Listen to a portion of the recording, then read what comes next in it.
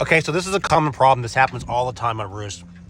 And what happens, originally, this roof, the shingles butted up to the siding, and what they did, and we kind of reduplicated this is not correct, but they put the silicone right here. So when we go to replace the roof and they pull the shingles out, then it rips the siding right here. See that?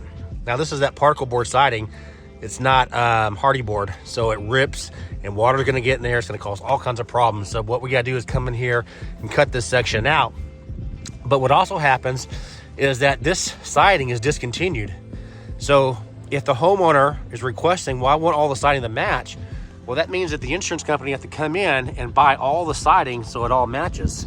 So sometimes what we do is we actually have to have the homeowners help us out on this and have you guys, we'll provide you with the pictures and we'll show you all the detail of what it looks like and what happened, because when we pull those shingles out, it rips it.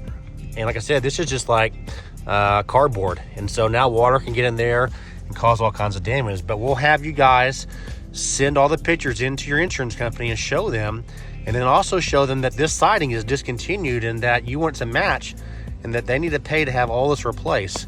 So this is one of those perfect examples where this where the shingles were butted up against the siding. There's silicone, we pull it away, we cause all the damage. Well, we can't not fix it, we have to do it. And so then we go back and kind of refix it the way they did it. But we're gonna have to come in here now and cut this out, put new Hardie board in, repaint it to match, and clean all this mess up. So just one of those things, one of those minor details that some people overlook. We don't. So our homeowner wants this perfect, so we're gonna make it perfect for her.